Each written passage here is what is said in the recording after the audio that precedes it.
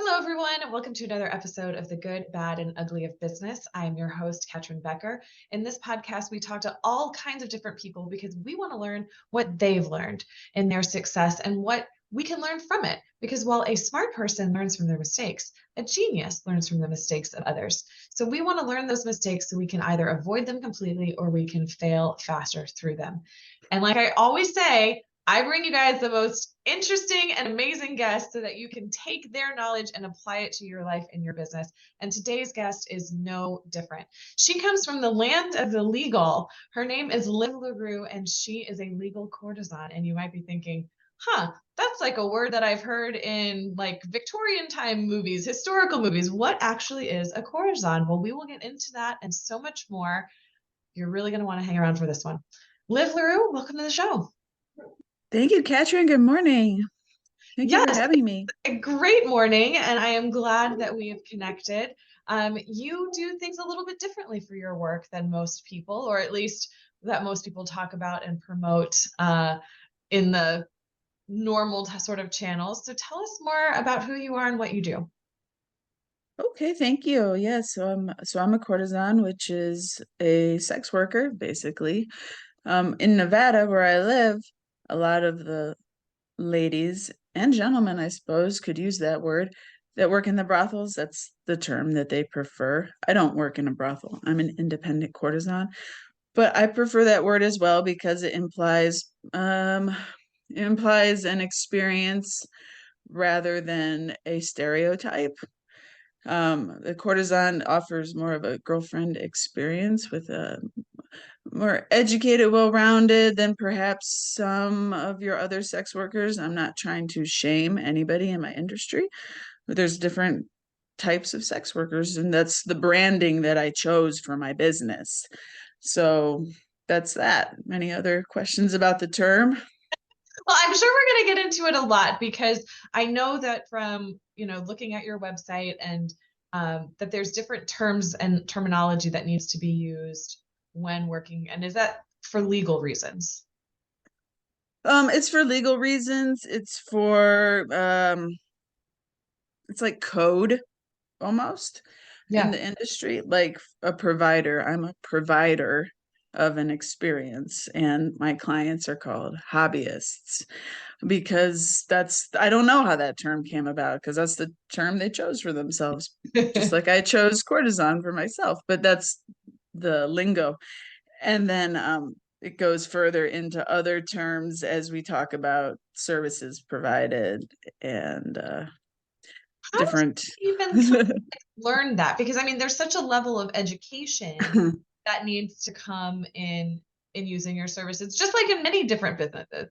Like there was a time in my life where I sold essential oils, and there was a ton of education that needed to happen on to what essential oils are, where do they come from, like getting good quality versus bad quality, having to do that. And I can see that there's a lot of parallels into what you do, except, you know, it's not the same taboo subject. Well, it kind of was in some places. Some people were like, what are essential oils? Are you a witch? Like, what's happening? So I do understand to a degree what that can feel like, but I want to hear from your perspective. About educating. Yeah, about educating, about talking about it, about just like Hmm. you weren't always in this profession. You were a chef before. I was a And chef so before. I'm very curious on why to choose this profession. What kind of the mindset behind it. I love talking to people about where they were in their mind and making the different choices because that's the really relatable part. Like the actions that we're actually doing might be very different from person to person, but the thought processes can be very similar. Ah, yes, yes. Okay, well, let me see if I can wrap all that up in a nice little package real quick. Hey, we're So, having a yeah, conversation, so yeah, yeah. it's all good. Um, I've always wanted to be a courtesan. I didn't always know what that meant when I was a younger person.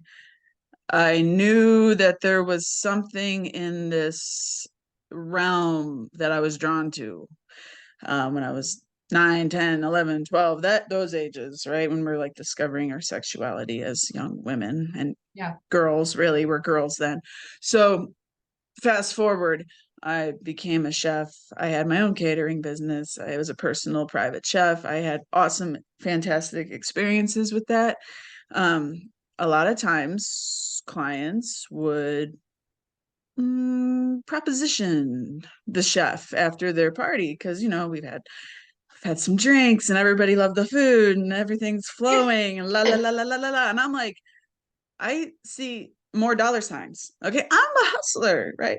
So I started to put the pieces together, and then I had to do some fast educating that touches on your education, because back when I started as a sex worker, it was in 2014. We had Urban Dictionary, we had Backpage, Craigslist. We could still do our work on those, on Craigslist and Backpage and all these places that got shut down in 2018. So there was information out there, but there wasn't a lot of people talking about it. Yeah. So I really didn't do that much research. I just kind of started because I'm the type of person that learns by doing and making mistakes. And so how much really can I read on the internet about how to be a sex worker? There's a couple things that were really important. Screening, the terminology, like we touched on, like how much I should charge. I wanted to be in the same realm as all the other people practicing. So, yeah, I've always wanted to do this. I feel like it's a calling from God. I feel like God gave me this gift, and so I should definitely use it as long as I can. And then I just kind of learned as I went. And now my job is to help other people so they don't have to make the same mistakes that I made, just like you were saying in your intro, because there's a lot of like dangerous mistakes that can be made that Absolutely. I would gladly give back that $300 to not have that experience in my mind for the rest of my life. Oh gosh. But at the time, whatever, buy the ticket, take the ride. Well, and something that you said right there is super important. And I think that's like, for any business owner, anybody who's starting a business, like knowing what your competition is doing, for the paying, right? Like for how things are getting marketed. Like it's not that necessarily that you're copying, but you also want to emulate what's working. We don't need to reinvent the wheel. So how did you even like find what other people were doing? Because is it something that's like searchable? And I just haven't searched, so I don't know.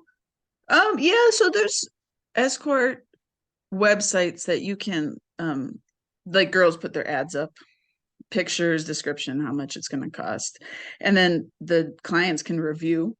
They can leave this girl was a scam, or this girl's amazing, or whatever. So I looked at those and I was like, just like you said, this woman's pictures are gross, I'm not going to do that. This woman's pictures are awesome and she's charging twice as much as that other girl, so I'm just going to do something like that, because then who's going to know the difference? It's just a picture with some words on the internet. Really, it's a face-to-face experience. It's a one-on-one experience in real life. It's not a picture on the internet. And so I was pretty confident that I could provide a great one-on-one experience. So I just had to portray that confidence online through pictures and language, just like so many of us do in advertising our business. It boils down to being confident in your services or your products that you're selling. Yeah, I mean, that is what it boils down to. Like all of us are just putting up pictures and words with confidence and results behind it, right? Yeah, basically. And I was lucky. I was actually really lucky. This is why I think this is a God-given thing, because all throughout my whole career as a sex worker, I've just been blessed and lucky. I've had bad experiences too, but that's okay. Good with the bad. So the first client I ever saw wrote me a review on those websites, and that's how you get clients. Because once people see that you're real, then it's off to the races. Yeah, social proof is such a huge thing, and the internet makes that so easy to do. Because I imagine, I'm thinking of both sides, like there's the danger for the worker in having some, violent person, with malintent, right? Mm-hmm. Also got to be the danger or worry from the client or the hobbyist side of, is this person real? Am I going to get catfished? Like, do I have to put a deposit down ahead of time and then my money is gone? Mm-hmm. How do Yeah. you balance like building that trust? Mm-hmm. That's a good question. And you're absolutely right about what you're saying, because on both sides, there are people with bad intentions and scam artists, and thieves. So establishing trust, because what we're working with is texting, emails, some reviews that some other guys wrote, maybe. Yeah. How do we build that trust? It's it has to go both ways. It has to go both ways. And I do ask my new clients for deposits, which I know a lot of them don't like, and they don't furnish the deposit. And so we don't see each other. But if they don't trust me, then why are they going to spend an hour alone with me Mm. doing intimate things? Like we can't just jump over the trust part and get to the intimacy part. Like there has to be some sort of trust. And I try to explain that to people when they're texting me, randos texting, well, I don't give out personal information. I don't give out screening. I don't do deposit. Okay, cool. Well, good luck, man, because there are definitely other women out there that don't have as high standards as I do for screening. And they would probably be happy to see you. Have fun. But I know clients all over the place. I've got a friend who has a carpet cleaning business, and she talks about the same thing. Like, before because they're coming into someone's house. Like, so there's so many businesses like that where you have to come into someone's personal space, that there's an intimacy level that has to be Mm-hmm. in order to give the service. Absolutely. I think that house cleaning is a little more intimate, maybe even than sex work, because you can pretend to be somebody else for an hour, but you cannot hide all of your little knickknacks and stuff. Like they're going to see it all. The filth. Huh? Yeah. The filth. Yeah. Like That's a literally good the word. filth. Yeah. So I would definitely, if I were your friend as a housekeeper at a floor carpet cleaner, yeah, I want to establish some trust Yeah. both ways. Both ways.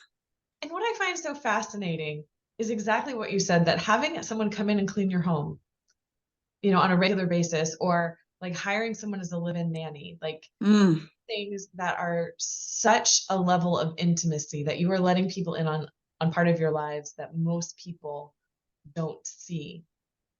And yet there is no shame for those people to have to deal with. And yet with sex, none of us would be existing if there wasn't sex. We all started with sex. We all want sex. We all need sex. And yet there's shame associated with you for providing it.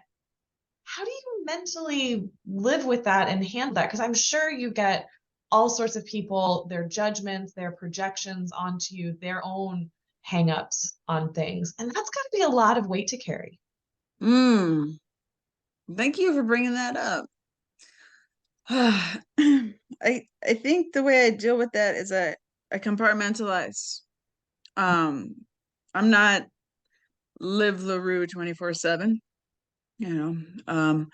And when I am Liv LaRue, then if people are gonna give me shame and stuff, she has her own persona and she just doesn't give a F, she doesn't Yeah. care. She doesn't care what you think because she's stacking up the cash and she knows, what's really happening and whatever. But in real life, when I'm myself and I'm Reno mom, it can take me aback sometimes. And I don't get a lot of judgment. I don't get a lot. Maybe it's Nevada, maybe it's where I live. We have a different attitude about it because it's just kind of everywhere. Yeah. Um, but like I don't want to get too personal, but like in my family, like my relatives, they're the ones that things got different once they found out. And you know what? God gave me this gift. Somebody's got to do it. Sex work's been around forever. It's the oldest profession. Fashion, And yeah. if someone's gonna do it, they might as well like it. And if other people don't like that, then I don't know what to tell you. That's what other people think of me is not my business. Isn't that the hardest lesson to learn, though? So hard, especially when we're hungry, angry, lonely, tired. Like, Yeah, and it's such a simple concept. yeah. But yet we let these like outside forces mold us and change us. It's such a bizarre thing. Now, okay, so this was like the third time now that you've mentioned God's gift. And so I want to Mm, explore that a little more, because I think that finding out what our gift is and our purpose is something that many, many people struggle with, because it usually comes really naturally to us. And so mm, because it comes so naturally, we don't always appreciate it as a gift and mm. see what it is. So I'd like to know, you mentioned as a kid thinking about this, but how did you come to like put aside what is normal, what is expected, what is, average, and go and live your purpose and take this more difficult path? Hmm. Good question. And thank you for asking it. I think that we all are given gifts and talents, and it's not just one. This is not my only gift. This is not my only talent. I was a chef. I had passion for it. I am gifted in that. I don't do it anymore. Before that, I was an artist, a glass blower Hmm. for 10 years. I started when I was a young apprentice at 12, but I don't do that anymore either. And I think gifts are given and gifts are taken away, and I have no control over that. Right now, I'm 40. I don't know how much longer I'm going to have this gift of being an amazing sex worker. I'm going to probably get tired of it pretty soon. Just I can feel that in me, and I don't think I answered your question, but how do we embrace our gifts? How do we recognize them and embrace them? I don't know if I'm the expert on that, because I've always been so blessed and lucky to know what my gifts are and to just see it as plain as day, like you said. But it wasn't, it's like sex and cooking. Like, it's pretty basic stuff. But it also is love. Like That's that's that's what it is. it's seeing the other person and being able to give of yourself to someone else. I mean, that's You're how I absolutely kind right. of boil those down. You're absolutely right. It does. It all boils down to love. It all boils down to love. That's what we all want. At the end of the day, that is what we all want. And so, do you find with your hobbyists, with the people you work with, that that's really that's what they're craving? Like, it's not necessarily the physical act of sex, but it's more of having an emotional connection with another human. 100%. 100%. Now, sometimes they don't know that. Yeah. Hmm. But it's obvious to us, the providers, that that's kind of what they still want. But we have all these layers before we can get to that, you know. But with my clients, that's that's why they're my clients, because we connect, we have this love, and yeah, sure, it's transactional and there's a time limit, but it's real. Would you rather have real love for an hour, or would you rather not have any love at all? Mm, I think that's kind of where they're coming from. yeah. I've heard that from some massage therapists that I've spoken with, that just the power of physical touch is something that we've really lost in today's Mm, society. That they will see people that, like, maybe they come in once a week and that person has not been physically touched by another human in between their two massage sessions. Um, mm-hmm, and as the world gets more and more digital, especially COVID really did that with people not wanting to be close to one another and touching one another. mm-hmm. It's such a recent change in our evolution. We grew up being so much more connected, and now just within a generation or two, people don't touch nearly. What are your thoughts kind of on that and the power of physical touch? You're absolutely right. Physical touch is super important to humans. It's like a necessity, just like air and water and shelter and food. Um, and you're absolutely right that COVID kind of removed that from a lot of our culture. Being touched is so important. I have a whole nother business. It's touch therapy. And a lot of my clients, that's their homework. I tell them they have to go get a massage in between our sessions, because I can't be the only one that they're receiving touch from. There has to be touch coming from other angles so they can get used to it, so they can learn that it's pleasurable and that's what they crave, and we get that healing through that touch. Our body holds on to so much trauma, and just being touched helps us release it. Yeah. So there's a lot of layers to this concept. We can't just kind of gloss over it. It's super deep. You are absolutely right, 100%. Well, I think that's the homework for everyone listening. Mm-hmm. Go get a massage. Go get a massage, or just like hug your family if you've got one. Like, don't let the day go by and then be like, oh my gosh, I never hugged, my spouse, my kids, my mom, like whoever's in your sphere, or even if it's just a friend. Like, it doesn't have to be this weird religious sexual thing that we kind of bring into it, of like, oh, like, how some guys like will like only give like the side hug. Oh yeah. Yeah. And I'm like, I know you're trying to be respectful and I appreciate that, but like, I'm not thinking of it. It's just a hug does something to us, like emotionally, and helps to center. At least that's how I feel about them. Absolutely. I think the hugging and the snuggling is low key the real reason why people see some sex workers. Because that's 90% of it is snuggling. Yeah, that comfort. Yeah. It's just people want it, need it, crave it. All the things. Okay, so I do want to go into a bit more of the ugly. I think we've covered, a lot of the good and some of the bad, but you mentioned some bad experiences, and you don't have to go into the bad experiences. We don't have to go there, but for someone who thinks that this might be a service that they need, like, what do they need to know to make it the best experience for both of you?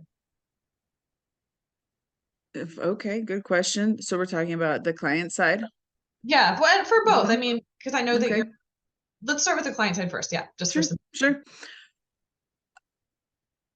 Speaking as a provider to the hobbyists, my advice to new hobbyists is don't make a generic text that you're going to copy and paste to 50 different escorts that you're trying to go fishing and get an appointment with. Okay. We all know that's what you're doing. It's very rude and impersonal, and don't send dick pics. Excuse me. Do not send pics of your genitalia. It is a form of sexual assault. You don't know who's looking at that woman's phone. It could be her 5-year-old, like this has happened to me before, where genital pics come through. My kids are doing something on my phone and there it is. I changed my settings, and I'm exaggerating a little bit, but I mean, this is a real life thing. Okay. So that's rude. So how to secure the trust of an escort so that she'll want to continue talking to you and then make an appointment with you? Call her by her name. Give her a nice compliment. Not too much, not too much. Be respectful. Offer as much information that you're willing to offer initially, like my name, my age, where I'm staying, what I'm looking for. If you offer all this information, it cuts through a lot of the BS, because she's going to ask you those questions and there's a lot of back and forth.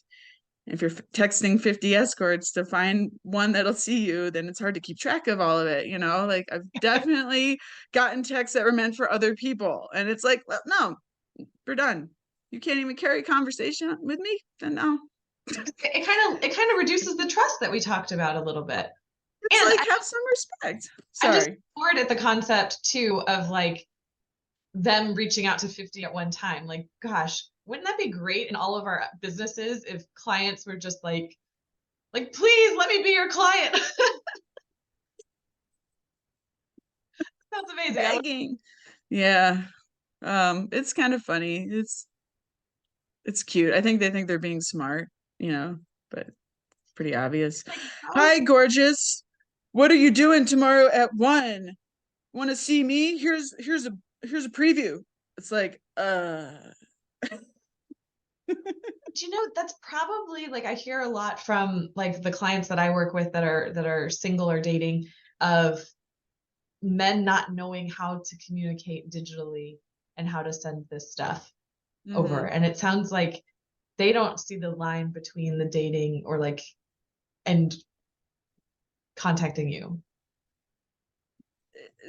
we are dehumanized. We are not humans to them. There's this disconnect. There's this generation of men that are older and more mature and realize that they're talking to a real woman, and then there's a whole new generation that that's not even in their head. We're a picture on the internet, they're going to send us some weird text, we're supposed to understand what that means, and they're going to get what they want. Like, we're so dehumanized. I'm sorry if I went off track. What was your statement in question? I don't even know. I'm sorry. It is all good. I think, I mean, I do want to talk about that a little bit because that goes to speak so much. I mean, you hear business owners talking about Gen Z. I mean, for a long time it was about millennials, and I think, you know, the millennials are now, you know, in their 30s, right? Like it's not so much, but it's always just the newer generation coming up and the older generation always thinking like, why don't they know the stuff that I know? You know, so and how you do one thing is how you do everything. So how they speak to you is not going to be all that different in how they're going to be speaking and interacting with other people in business. So it's great to hear it from this perspective because while it's an extreme example, it is still an example of how they're going to be talking to everyone in the world and communicating. So it's not completely off topic at all. But okay, so talk a little bit more about this disconnect that you're seeing in the younger generation.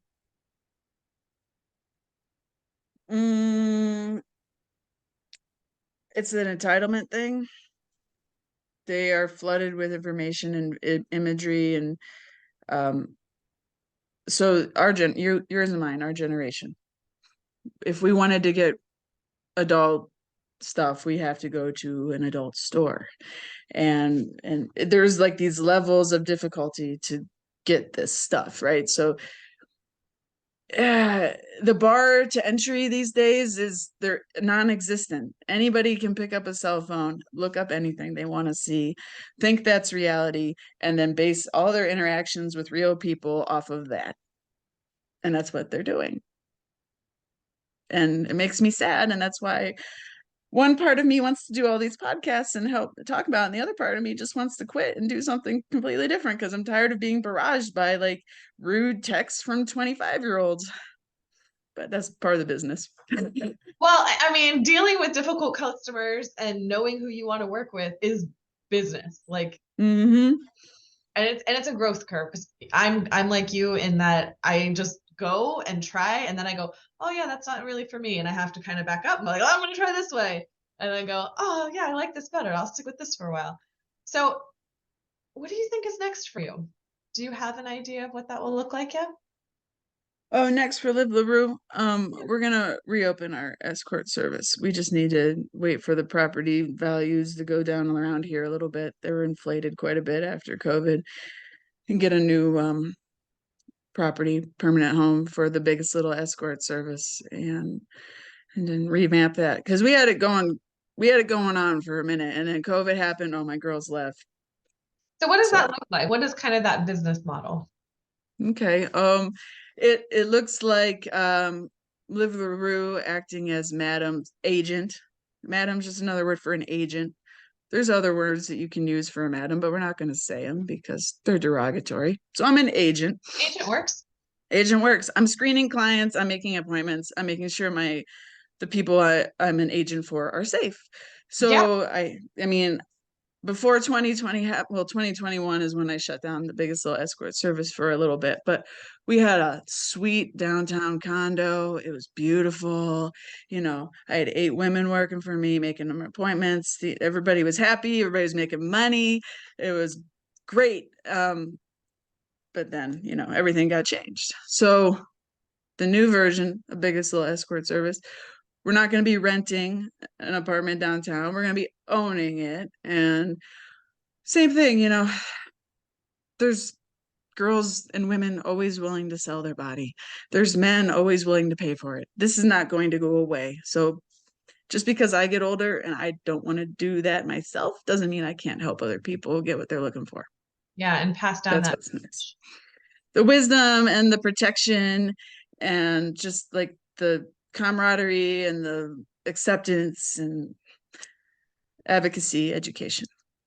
Well, and I know that you do some therapy work. So is that also something that you do for your girls? Because, you know, this may be a generalization, but I can't imagine that everyone comes into this profession with the same level of clarity and certainty that you do. Um, I know a lot come from different abuse situations. Mm-hmm. Is Oh that yeah, you're absolutely right. When I provide therapeutic services to the ladies that work for me, it's more of a laissez-faire type, you know, just as we're having conversation. yeah, I try not to mix those two businesses, honestly, because there's just already a lot of gray area. yeah. And I try to keep it really well defined what the boundaries are here and the boundaries are there. And part of a job of a madam is therapist. They're going to need to talk to somebody. It's like having HR. Exactly. They can't talk to their clients about other clients. They have to talk to somebody about the clients. They can't talk to their parents or their kids or their spouses, It's like, who are you going to talk to? You have to Well, have let's someone. just end on that because I think that's a really interesting thing to end on. They have spouses. Oh, yeah. Well, I'm married. I've been married 20 years. That's probably got to be the biggest thing that surprises people when you tell them what you do. Yeah. It is a mind explosion moment. Because again, they don't humanize you, right? Right. You just go live in the factory or whatever. Yes, I'm just there at their beck and call. How do you balance those things? It goes back to compartmentalization. Yeah, it really does. And communication. I'm lucky. Like I knew I wanted to do this before I got married, so I got to warn my husband. Like, just be ready. This is what you're getting into. Yep. Yeah. The signs were pretty clear. Let's move to Nevada. Like.